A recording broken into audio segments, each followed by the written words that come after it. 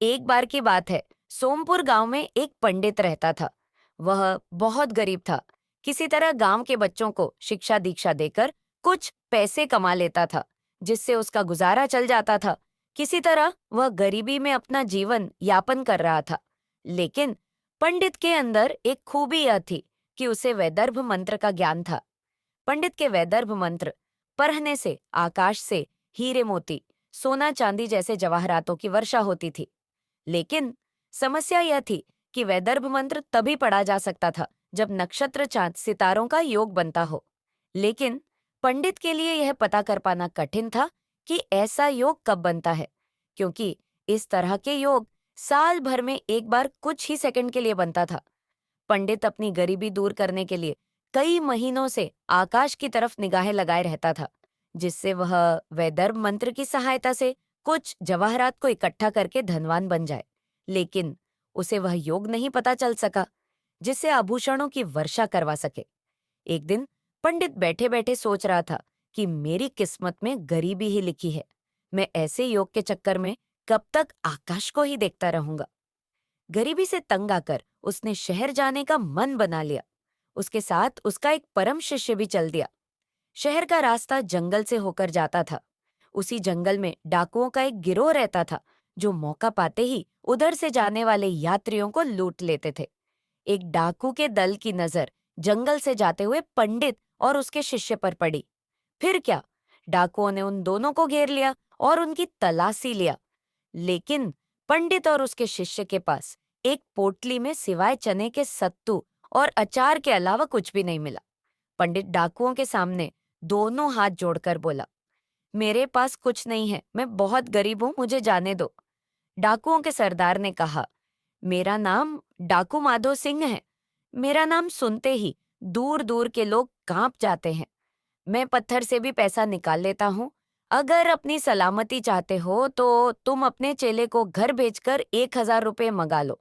डाकुओं ने पंडित को पेड़ के नीचे बैठाए रखा।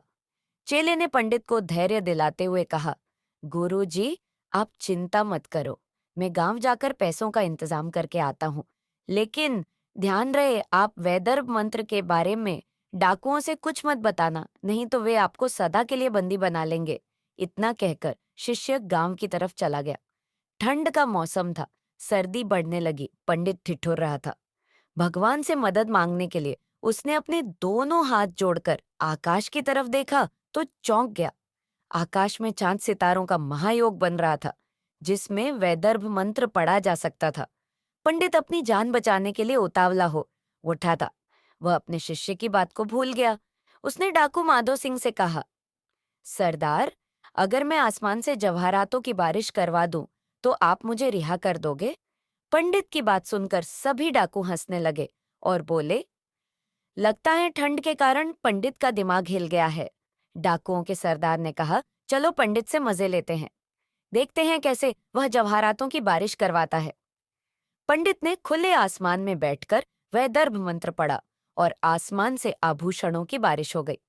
डाकू माधो सिंह के आदेश पर उसके सभी डाकू जवाहरात को इकट्ठा करके पोटली बनाने लगे।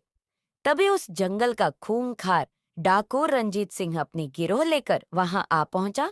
उसने कड़क आवाज देते हुए माधो सिंह और उनके साथियों से कहा, यह सभी जवाहरात मुझे दे दो, नहीं तो मैं तुम लोगों को यहीं दफन कर दूंगा।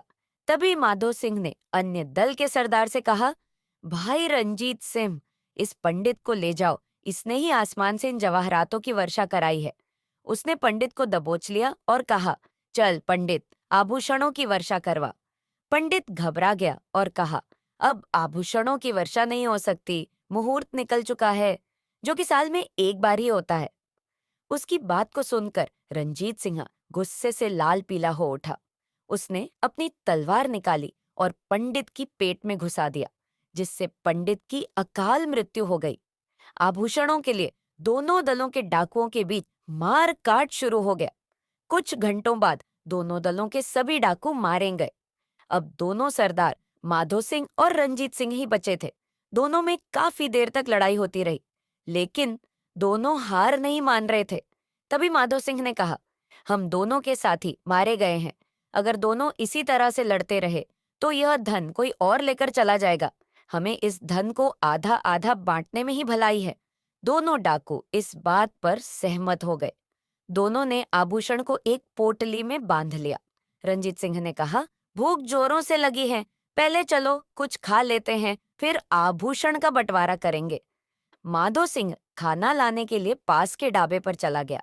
उसने वहीं पर जमकर खाना खा लिया और रंजीत सिंह के खाने में जहर मिला दिया, जिससे उसे आभूषण में बंटवारा न करना पड़े। उधर रंजीत सिंह तलवार लेकर एक झाड़ी में छिप गया। उसने सोचा, माधो सिंह के ऊपर पीछे से वार कर दूंगा, जिससे सारे जवाहरात मुझे मिल जाएगा। जैसे ही माधो सिंह वहां पहुंचा, रंजीत सिंह ने पीछे से तलवार से वार कर दिया, जिससे वह गिर गया और उसकी मृत्यु हो गई। उसे मारकर रंजीत सिंह बहुत खुश हुआ। उसने सोचा, अब तो सारा धन मेरा हो गया, चलो कुछ खाना खा लेते हैं, फिर घर चलेंगे। जैसे उसने खाना खाया, उस खाने में जहर मिले होने के कारण वह तड़प तड़प कर दम तोड़ दिया। कुछ समय बाद पंडित का शिष्य 1,000 रुपए लेकर अपने गुरु को रिहा कराने वहां पहुंचा। उसने यह सब नजारा देखकर समझ गया कि गुरुजी ने डाकुओं को मंत्र से जवाहरात की वर्षा कराने की गलती कर दी। नैतिक शिक्षा। लालच इंसान को बहुत बड़े गड्ढे में गिराती है, जहां से उसका निकल पाना आसान नहीं होता।